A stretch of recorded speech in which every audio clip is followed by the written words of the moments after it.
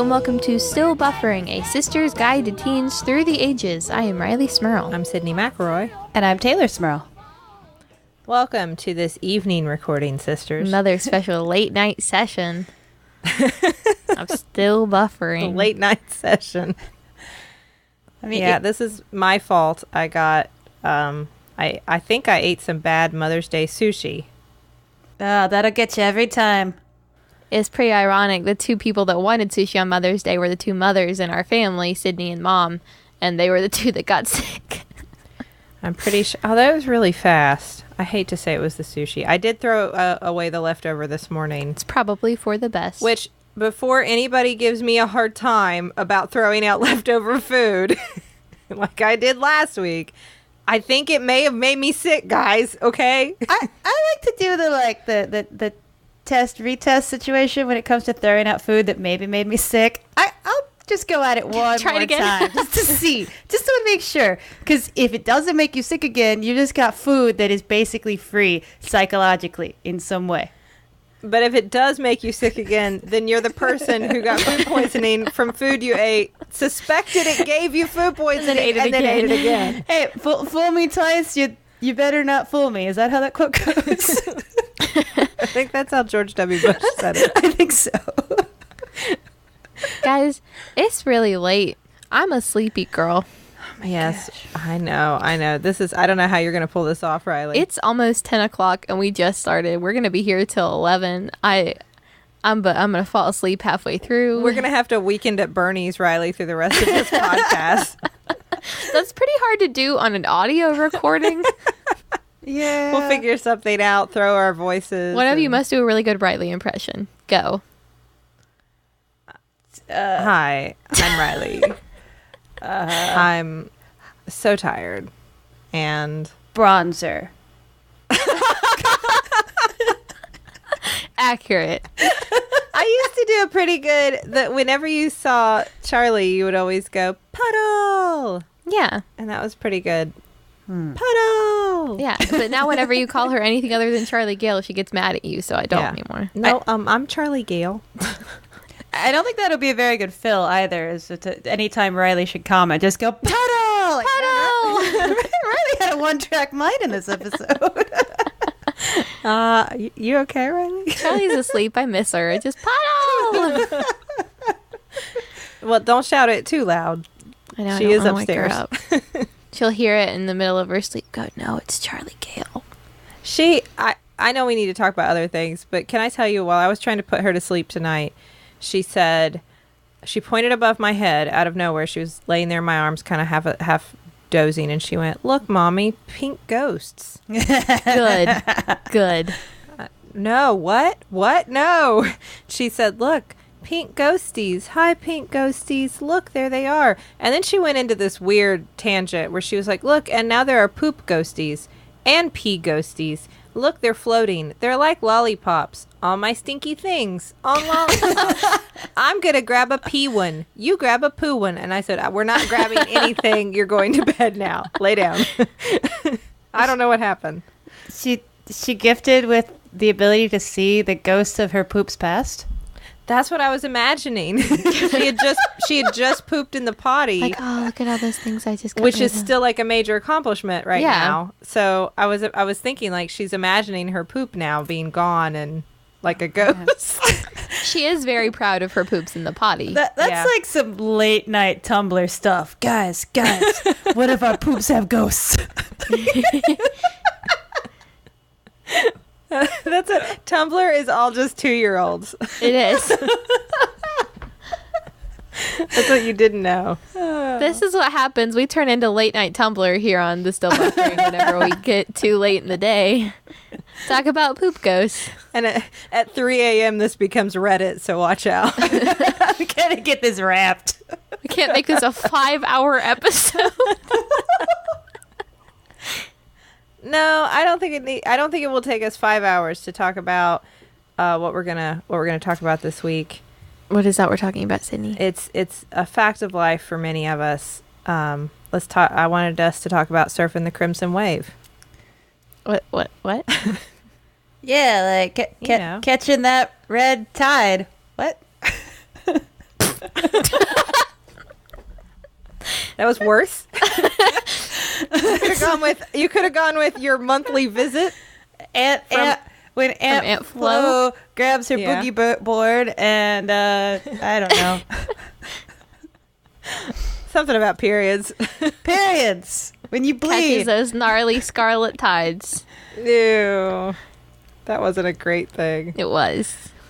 I don't think there's anything gross about periods. I do think when you start to talk about oceans, like a body of ocean water, euphemisms for periods. yes, sized amount of blood, whatever it's coming from, it worries me. I think that's what puts me off. Well, I'm kind of, because that much blood should never be coming from the human body. Right. yeah, it's like for as much like disgust as seems to be culturally surrounding this very natural thing, it's like a half cup of blood, maybe. Like that's like a heavy period. Half a cup. Yeah. You can't even bake with that. It's half a cup. What are you baking? Wait. I mean, I'm sure that there's some sort of weird old superstition that assumed that was a useful ingredient. I don't know. There is, actually. We've done a whole Sawbones on You were that. right. On people drinking blood, and menstrual blood was among that. So we won't go down that road. Vampires is what you're talking about. No, humans. We also ate mummies. Listen to my other podcast. It's all there. The Sydney's weekly promo I'm just saying. for her other podcast. No, but I know what you're saying. Like, it's such a, I've never understood the disgust about the menstrual cycle. Like, it's just blood, whatever. Yeah. I mean, nobody enjoys, I think you could say that not nobody, but there aren't a lot of people who enjoy seeing blood. Who are like thrilled about it. Like, yay, bleeding. I beg to differ because this, in a culture that loves a Tarantino movie, we are disgusted by a woman talking about her period. Like, come on, that's a crazy double standard. That's a good point. That's a good point. We may not say we love to see blood, but we do like gore, violence, bloodshed in many people. Not everybody, obviously, but many people do enjoy that. We like this new season of Walking Dead where all the gross colors come out of all the zombies. I don't know what they are or what liquids these are supposed to be, but they just keep getting grosser. But we can't talk about blood. No, we love blood and we love sex, but when like involved in our sexual organs, and then there's blood. Oh no! The roads can't cross the streams. Like, it's kind of crazy. We're very upset by this now. Don't cross the streams. Don't cross the streams. I remember it being, when I was a teenager, something that I looked forward to happening because it felt like a big deal with like growing up. Like, once you got your period, like, you're on your way to grown-up town.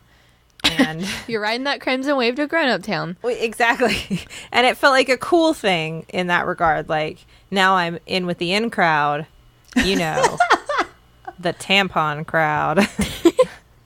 Not the tampon crowd. There was pads at first, let's be honest. Pad crowd. The pad crowd. That doesn't sound... Not the bad crowd, the pad crowd. I don't run with the bad crowd. I run with the pad crowd. The pads with wings crowd, please. Just walk into school with a utility belt of like tampons and pads like, guys, I'm one of you.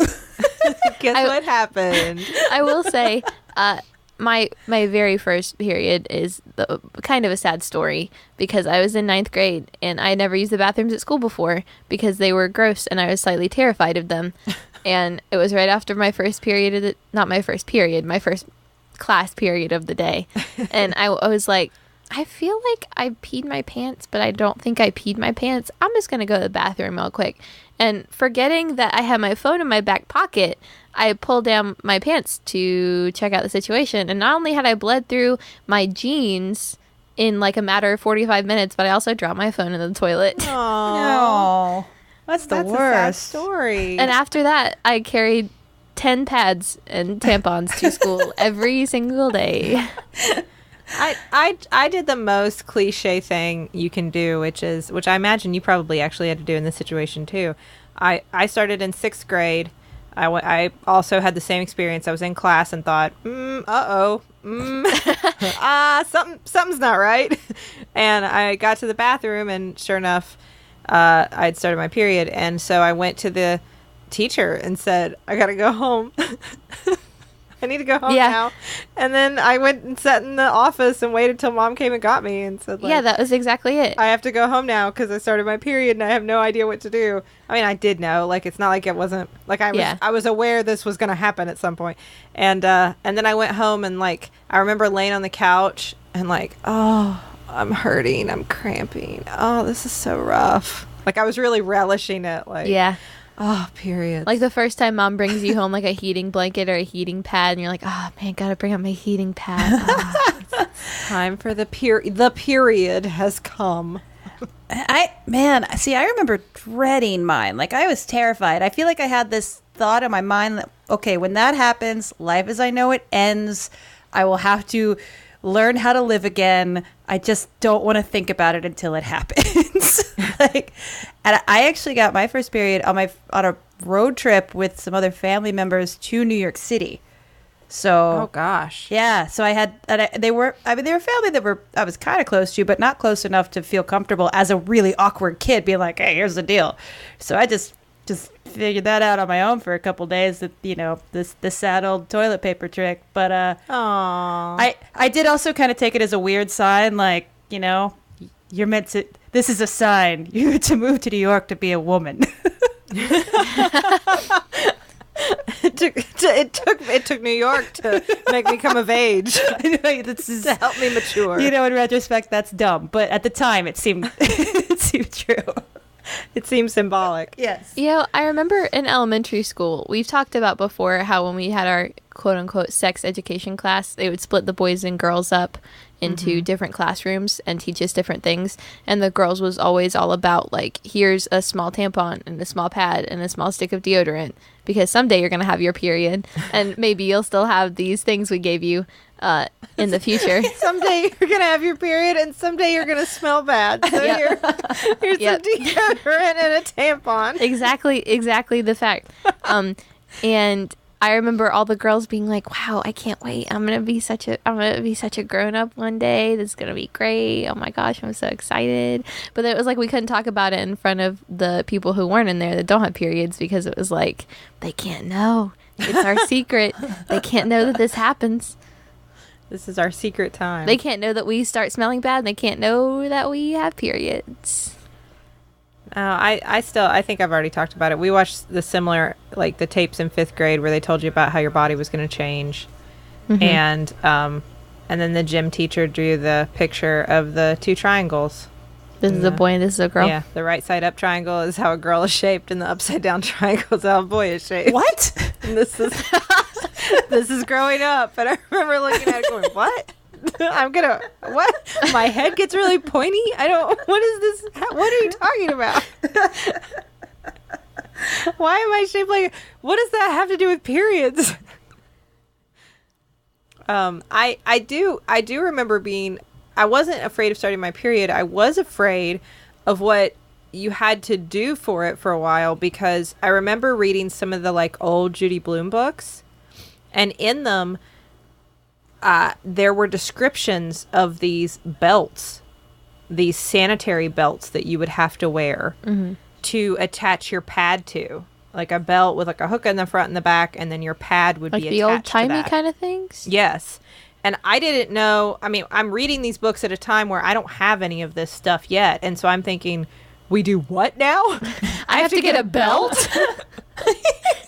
I have to have equipment? Like, what? Like, because I had no idea that, like, by then nobody was doing that anymore. We had, like, the pads with the sticky things on them, or in the wings and stuff, and so you don't have to do that. But I mean, and so I was asking Mom about this. Mom remembers those days. Like, that was a thing back growing up, when she was growing up, where you would wear a belt, a sanitary whole belt, like, underneath your clothes, attached to the pad. What? What? I mean, before sticky pads? Sticky stuff. we didn't know about sticky yet. I don't know. I don't know how to describe adhesive. We didn't know how to do like an adhesive pad, I guess. Oh, we were worried we were just gonna have to super glue them into our underwear and have to throw out our underwear every time we had to get rid of a pad. I don't understand how this technology took so long. Yeah, wow. Sorry, people who had periods before I had periods. That sucks for you.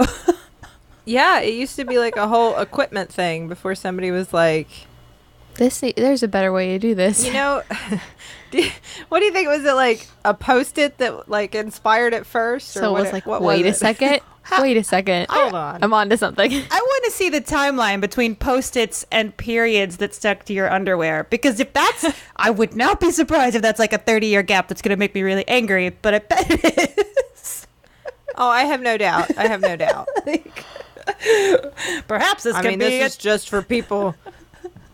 Just for people who have periods. We don't really care about them very much anyway. Yeah. I will say, you talk about reading in the Judy Blume books about what you have to do, and we've talked about this book before. What's it called? The American Girl doll book that talks about growing up and all the changes your body will go through. This was all you. You had this book. I forget what it's called, but I still can't believe it. Riley informed us that our grandmother bought this for her. I still cannot believe that our grandmother bought a book about 100%. I think it's because it was an American Girl doll brand book, and that's always the kind of stuff they got me, and she was like, oh, okay.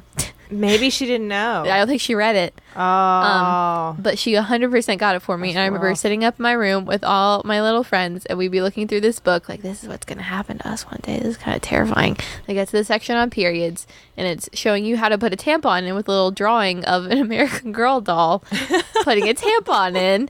And I remember looking at that thinking, that's terrifying. Where did it go? Oh my gosh, I have to do this? I don't want to do this. Riley and her friends are like, they've got their American Girl doll, like, panties off, like, looking like, I don't see any.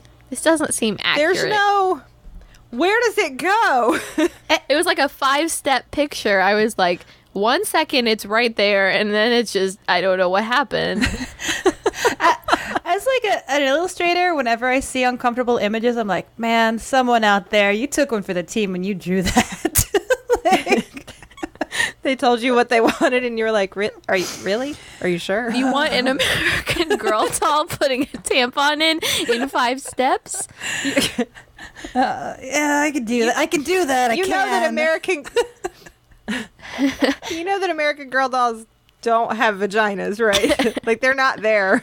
They don't, right? I never had one. No, it's like a Kindle situation down there. Okay. I assumed. Yeah. All the dolls now have molded plastic underwear underneath all their clothes, I've noticed. Oh, really? That's probably like understandable. Yeah. That's not like a terrible idea. Yeah.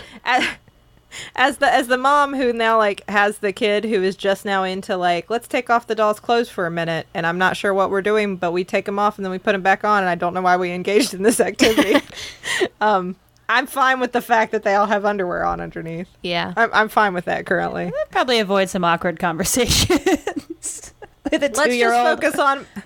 I know. Let's focus on Moana's sailing ability, okay? Let's not look at her butt anymore, please. Thank you. Look at this cool boat and paddles she has. Oh, look, there's her chicken. Let's focus on these things.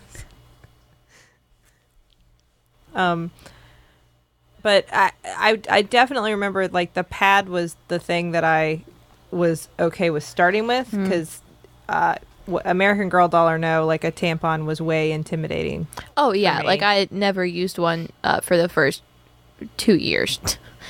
I didn't know, like, what was the deal with them. And I remember another family member of ours, without, like, calling people out, who showed me one of their tampons once. And it was one of the OB tampons. These don't have applicators. And which is fine. Like, I would not have any issue with any of this now. Let me clarify. I get it. Like, I'm an adult. It's fine now. But for like a probably 15-year-old girl showing me like you just insert this yourself. It was like, what now? I do what? Hold where? up. What? Hold on. I'm not familiar enough with anything that's happening to know what I do with this or how I do it. Yeah. I don't understand this process. And I don't, you know what? You're my family member. I don't want you to walk me through it. I think the one thing that maybe has changed, I don't know, you all can tell me about your all's time, but at least since I was younger, like in elementary school, I'm first learning about this kind of stuff, and now is how comfortable people who have periods are talking about them in front of people who don't have periods. Because I know when I was younger, before I even had mine, it was like, I can't talk about this in front of people who I know don't have periods, because this is like a top secret thing for all of us in this club, and they can't know because I bleed, and like that's embarrassing.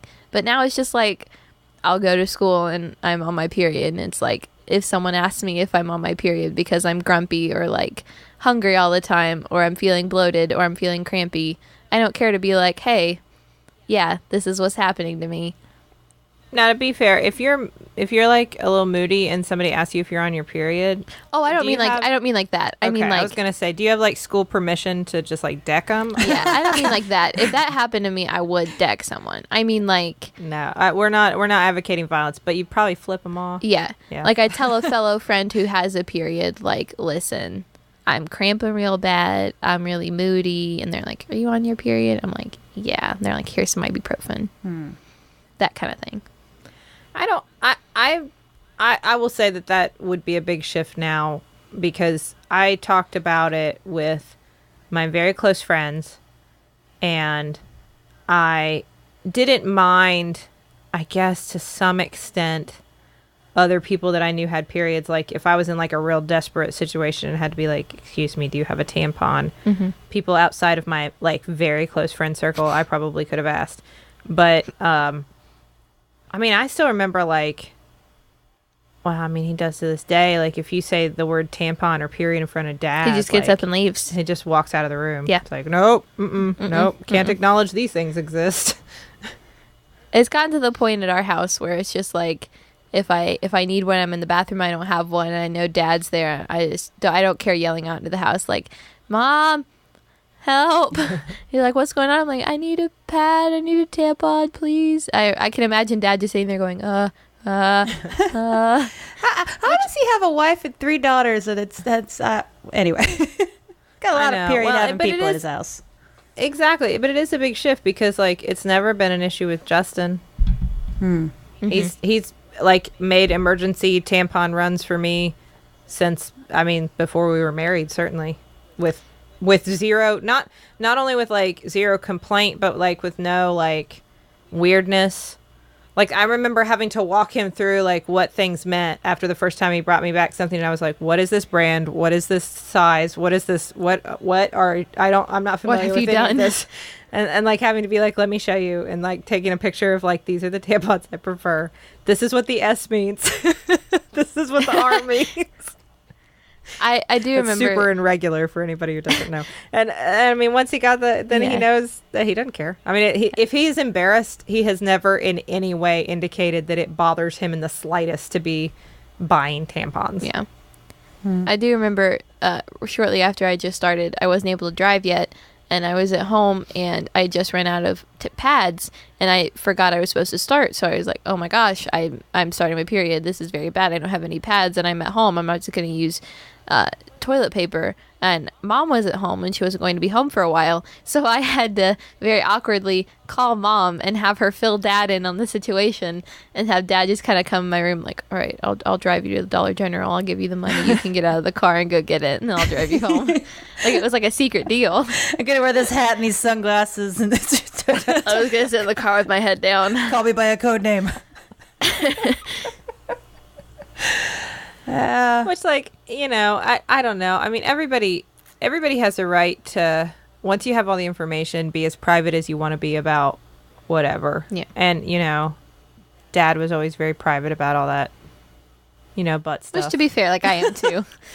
All that butt stuff. You're like that. Tay, you're like that to some extent. I used to be like that. Definitely when I was Riley's age. Like, I actually think, like, in retrospect, I think I hit my first, like, 3 periods before I finally went to Mom and was like, "This is going to keep happening." This is a regular occurrence. I thought I could will it away. If I just hated it enough, it would go away. What was the long-term plan? just no plan. Just like, no. okay. Again. You got me again, period. Maybe like after the third time, you're like, all right, this is it. This was a quarterly thing. This isn't going to happen again. This is just a once in a lifetime thing. And it happened again. You're like, oh man, I think it's just going to keep coming back. And you know what is a pain though, is I will say as somebody who suffers from the pre-existing condition of irregular periods, that since you never know when they're coming. Yeah.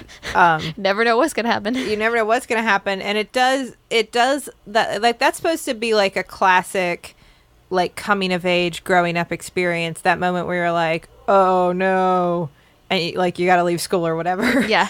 But in the adult world, that really sucks when you're working and it's like, oh no. Oh, I can't leave work. Like, I have stuff to do, and so I have to just sort of like figure out the situation and make it through the day, and it's just like, this sucks. Like, I am too old to be dealing with this. Yeah, I have to hope that the hospital you work at, there's some access to tampons, but I don't know. Maybe there's not. No, there are. I found them one time. Once. One time I did. I have looked. Yeah, I have looked multiple, and they do exist. If on the mother baby unit for like postpartum, they have like the giant pads, like the huge giant like diaper like pads. So I guess like if you're really in an emergency, those will work. But there are tampons somewhere in the ER, but they hide them well. I don't think they're in our office. Secret. Yeah. Man. I mean, I've grown, I've matured. I'm like a real adult. I keep a box in my desk at work just in case. Yeah. I will say that's both the best and worst thing is when you're irregular, and sometimes it's like, wow, I just went 3 months and didn't have a period. This is great. I forgot what it feels like. But then when it finally happens and you're like, oh, this is right. That's right. I forgot about you. Hi, friend. Come make me hurt for a week. That's great. So, is it still like now? I didn't know. I hate to mention my other podcast again because you're going to give me more flack for it. Apparently, I won't talk about that. Apparently, there is another option to pads and tampons that we're not discussing, and that's the menstrual cup. Okay. Yes, I've heard about this because a YouTuber I watched tried it and talked about it. What? Yeah, a YouTuber I watched. Okay. I've talked about before. Talked about it and was like, listen, I tried this out because one of my friends told me about it. Apparently they really like it. And she was like, personally, kind of weirds me out. And I was looking, she was like holding it up. I was like, I don't know how I feel about this. I looked into it after I didn't know about him, and I talked about him on the other show, and then I had a lot of people like, Other I don't know unnamed about show. this. So I started reading about it, and I mean, they're really sanitary in the sense that you're not using up, a ton of like you do with pads and tampons, generally speaking, a ton of products that you're going to throw away and send out into the environment. So they're a lot more environmentally friendly. They're very sanitary. You just they collect the blood and you dump it out. You can wear them for a while. They're good. I saw them I saw several people kind of pushing them for if you're going to go hiking, or if you're a real active person, if you're real busy, this is a really great option for you, which I can see the advantage as somebody who in my adult life has periodically, especially working through different times in my life, working 30-hour shifts, I've had to stop and go, what time did I put in that tampon? Oh no. I could see the beauty of something like a menstrual cup, so I get it. The only thing tried it, but I have with it is I'm not against blood, but large amounts of blood, seeing them just kind of makes me a little sick. So I can only imagine seeing blood in a pad or on a tampon is one thing because it's in there and it's not gonna get on you. But can you imagine your menstrual cup full of blood and you have an accident? What, ends up spill it everywhere all over you? I don't think it's that big. I think well, I know it's not that small. big, but still, it's a solid amount of blood instead of soaked into some sort of paper or cotton. But Riley attempts to use a menstrual cup and comes out of the bathroom looking like Carrie. It's just the scene from the elevators in The Shining opening, and just whoosh. How did that happen? I spilled it. I knew it was going to happen, and you all made fun of me. I said it on the podcast. I said it on the podcast. It wouldn't happen. Put this on the internet so people will believe me. Dude, a couple tablespoons to a half cup. Like I don't think that there's enough there to create a tragedy.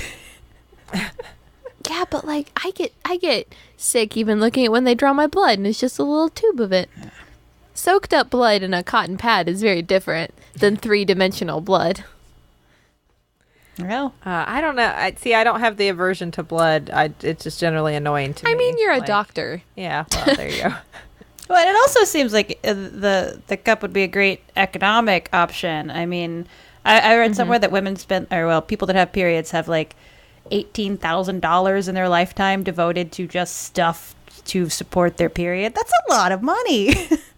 Yeah, that is a lot of money, and I don't know. Because we have that luxury tax on our luxury items. Exactly. It's such a luxury. Tampons. In what world is it a luxury to have a period? I'm living such a luxurious life. I have to buy all of these tampons. When I luxuriously bleed from my vagina.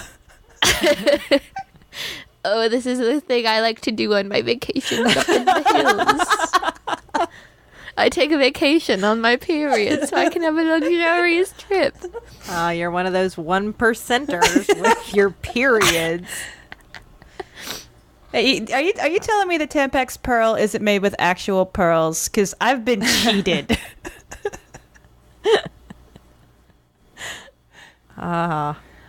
It is ridiculous how much they cost, and especially, I mean, considering like you have to go through the amount you have to go through. It's not like you're choosing that. It's not like you're like, well, I like to put a fresh one in every 10 minutes. Yeah. Like, no.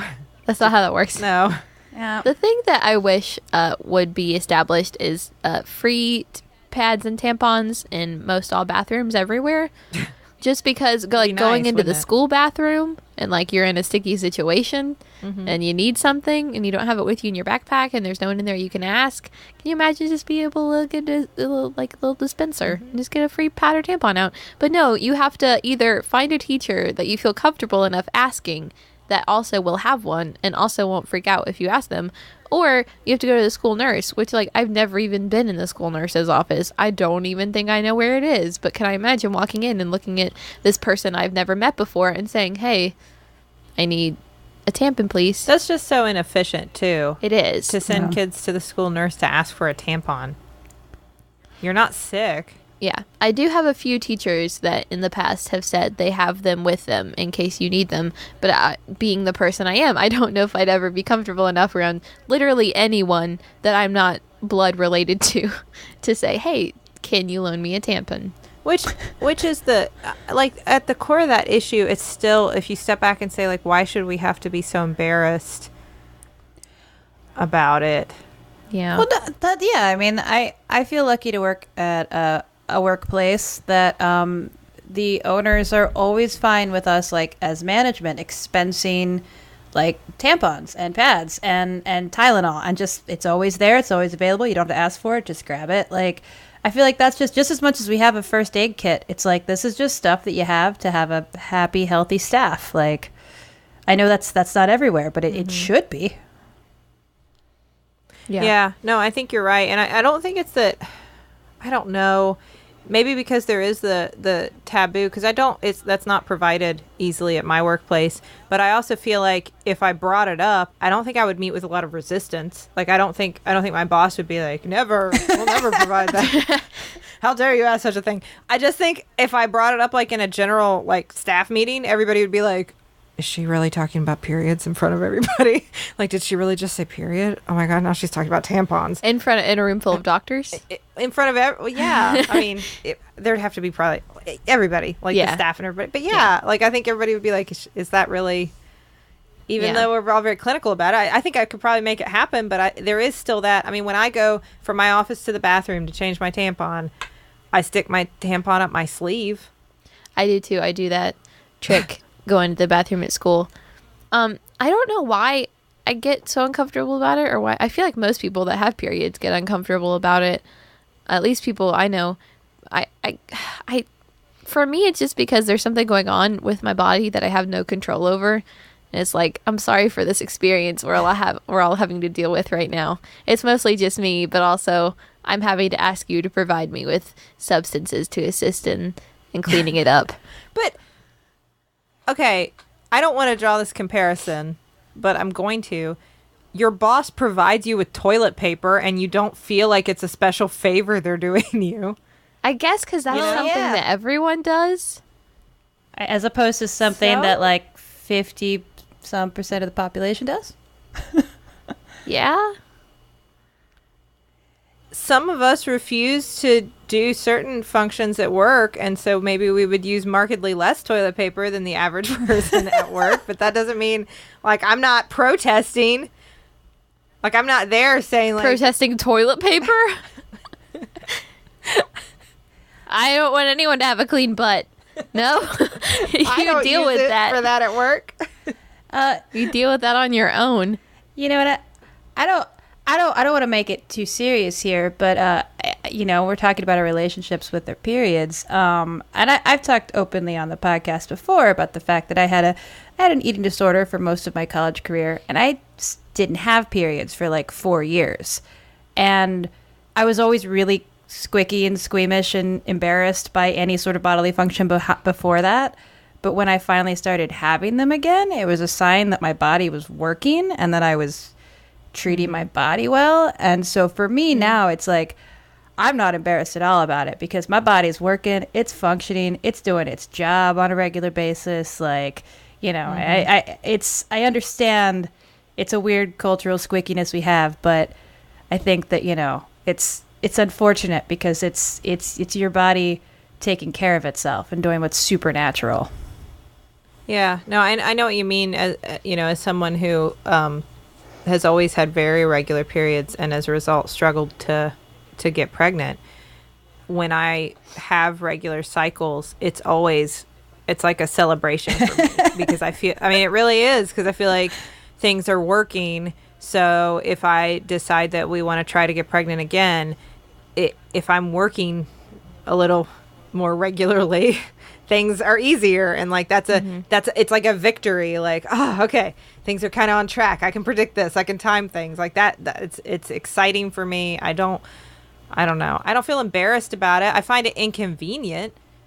I think the embarrassment might mostly come when you're a teenager or when it's first happening to you, just because like you're unsure of yourself already because you're a teenager, and when you're a teenager, pretty much like you're insecure about everything and you don't feel confident about most things in your life.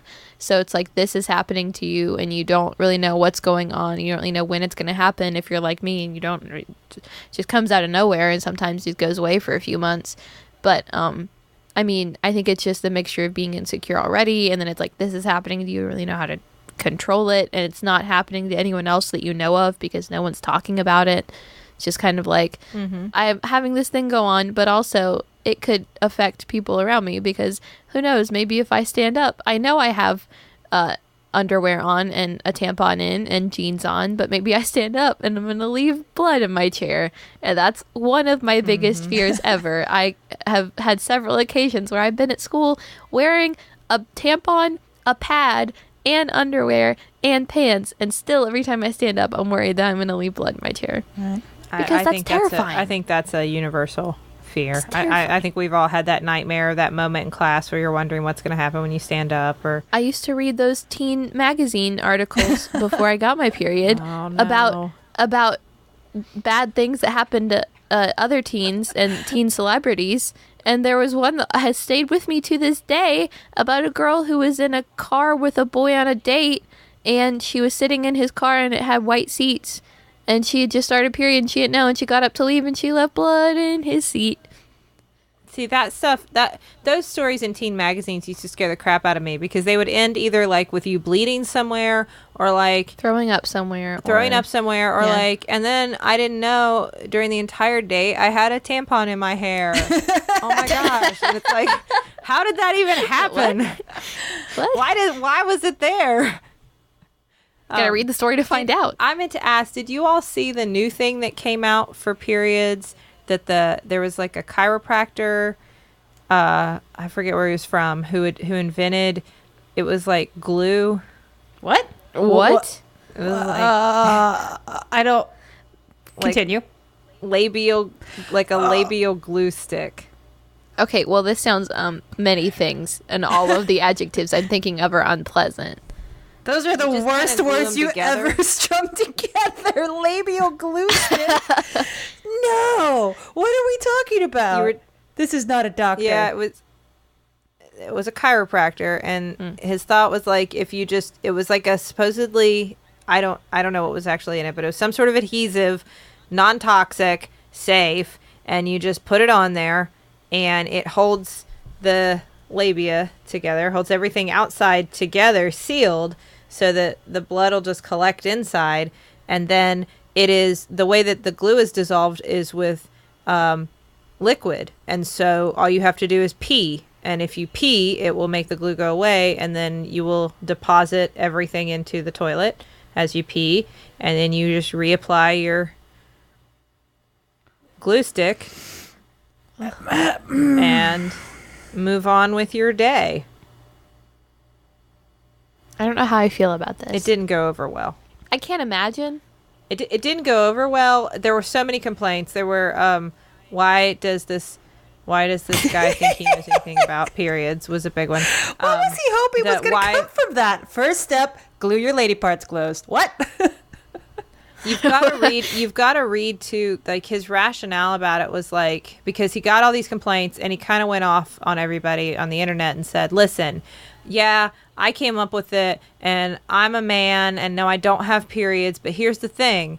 Nobody else could come up with it, especially not all you ladies who have periods. You couldn't come up with it because you can't be creative when you're on your period. You lose all of your creative energy and your ability to focus or think straight because you have these periods that keep messing with your heads. And if you would, just solve this period problem with my vaginal lipstick, then then you would all be more creative and smarter. And then you could have solved this problem too. I have several issues with this statement. This was this guy. I think the reason no one else ever came up with that is because you put that phrase in front of someone and they go, no, what? Never. So, I would almost say, like, maybe this person's just misguided. They thought they were doing something good. Clearly, nobody that actually, would experience that would want that. But no, that just, you make a statement like that, like, oh, never mind. Yep. Well, so I was reading like weird old period lore, and one thing that apparently was used for why women shouldn't be admitted to college or period having people was because the worry was if your blood was going to your brain to make you think, then possibly your uterus would atrophy. So what? So we don't want you thinking, we want you bleeding. Mad world. What? They used to think that that menstruating people were very powerful, and that during your menstrual cycle, if you walked out into a hailstorm, you could stop it. That's inaccurate. Have you tested it? Now, can I ask this though? Have you tried? I have been on my period at the same time as a hailstorm. It did not stop it. But did you try, like, I don't know the specifics. I didn't walk out into the middle of the hailstorm and go, cease. Stop, I order you by virtue of my menstrual cycle. My uterus orders you to cease your fire from the heavens above. I'm going to start phrasing all of my demands to my staff that way. My uterus orders you to clean those quart containers. Next time I'm feeling extra bad on my period and I'm like sitting in bed with my heating blanket on, eating snacks, I'd be like, Mother, my uterus orders you to bring me a pizza.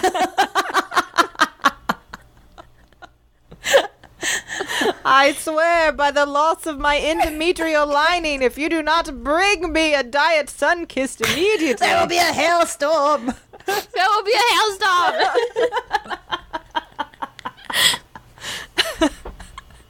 Huzzah!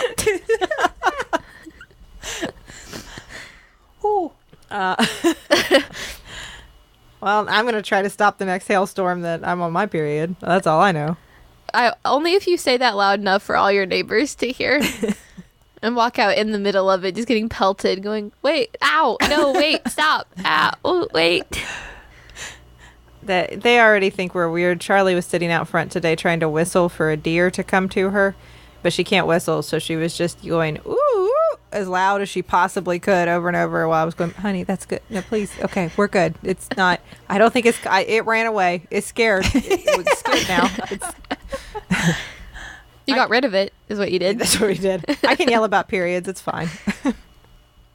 Well, this has been very enlightening on my powers as a period-having person. Yeah. Does anybody have any other terrible period stories to share? I don't know if it's terrible. For me, I think it's a mark of courage that I earned from this. But and I was hesitant to tell this story, but I'll just dive right in. So last spring, when I was coming back from a 13-hour flight from Taiwan, I had just started my period, and I had put in a tampon before the flight, but then you get on the plane, there's a little while, like loading takes a while. Anyway, like got to my seat, I was the third in by the window, so I had two people next to me, and these two people happened to have a lap child. I just want to go ahead and preface this by saying that traveling a 13-hour flight with a small child, I am sure is very taxing for parents. I commiserate with these people. I will not drag them. But this child was very... Thank you. I appreciate that as someone who flies with a child frequently. No, yeah. Like, and I'm in no way like, a child. Like, I love kids. Like, this child was very fussy. It was, like, not having it. Like, it was... And these parents were doing everything they could to try to get this child to calm down. But finally, I just put in my headphones and, like, went off to sleep. When I woke up, it was, like, 7-8 hours into the flight. And I realized, like, I've had this guy in for, like, 9-10 hours. I got to do something about it. So I, like, tapped the dad on the shoulder. And he looked up, looked at me, just kind of shook his head, put his head back down. Just like, nope, because the child was finally asleep. Like... And this brings together two of my greatest fears. Like, on one end, it's like social awkwardness. Like, I never want to inconvenience anybody. Also, irrational fear of bacterial infection and dying horribly. Like, what's going to win out? Like, it's like the 1% of me that's super evil is like, I could wake the kid and that'll solve the problem. Like, no, can't do that. So I was like, well, wait, I have hand sanitizer, I have tissues, and I have tampons in my bag. And I got one of those nice big, airplane blankets covering me. Oh, man. Can I tampon MacGyver this? Can I? Oh, no. And you did. So first I pretended to be asleep for a solid 10 minutes to throw anybody off my tracks that might think I'm doing something. I don't know why. It just seemed like the right thing to do. And then, like, moving at like 1/20th the regular human speed, I proceeded to change my tampon underneath the blanket. Like, just like stopping every now and then. So if anybody had seen mysterious hand movements, they wouldn't pick up on what I was doing. Like, this was a whole ordeal. And like, wrapped up the offending object and put it in the bottom of like my bag. But then my next worry was like, oh no, I'm about to go through American customs and America's terrified of periods. And now I have this biological weapon on me. Like, what's going to happen? I've got to throw it away before I get off the plane. But I do belong to the like most awkward, sad Mile High Club ever. That's amazing. I'm actually really proud of you. I am too. I don't know that I could pull that off. I just like it when it comes to the face-off between my extreme social anxiety and my irrational fear of bacterial infection, they both win all the time forever. I have to say, I applaud you for that. Because, I mean, on both ends, you did the right thing. You changed your tampon, which was necessary, and you didn't wake that kid up. And as a parent, I really appreciate that. Yeah. It was one of the... If I had been that parent in the seat next to you and I had, like, known that was happening, I probably would have just let it slide, like, They're doing me such a solid right now. I'm just going to pretend like I don't know it's happening because... No, but you can't be caught doing that and ever join humanity again. So those are dangerous odds. Try. You know what? Hey, this is where I tell you to try menstrual cup. Yeah, no. Yeah. Now that would have been a good thing. But now, it's like I could never tell anybody, or I could tell the world.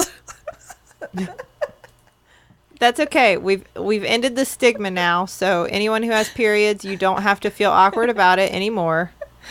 Because we've declared that there's nothing. We've declared there's no embarrassment factor to periods. No, it's normal.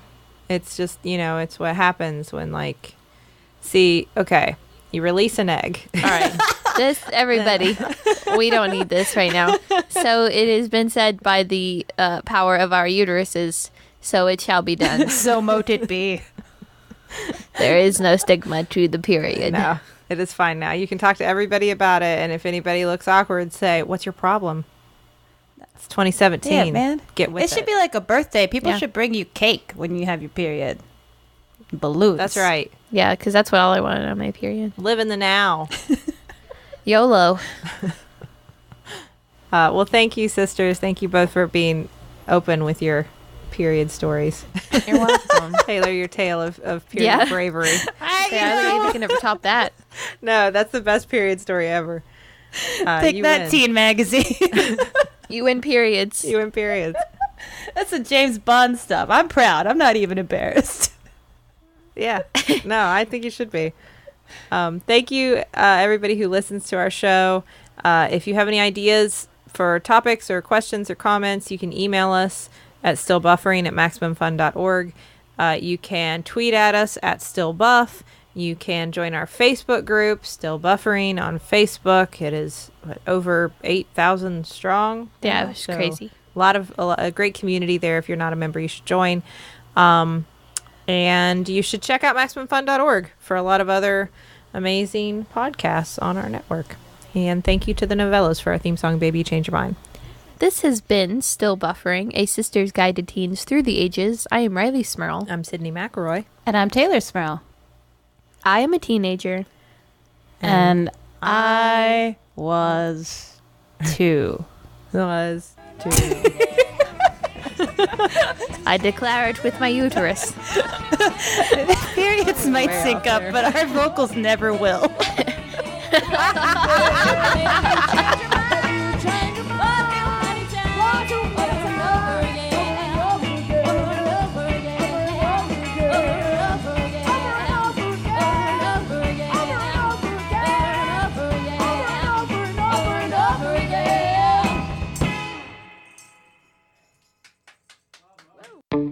From the dawn of time, one podcast has unlocked the secrets of science and technology to enrich the lives of billions. And now, after a year where they've unlocked the golden age of knowledge, they're about to hit warp speed and go stratospheric. Wait, hold up.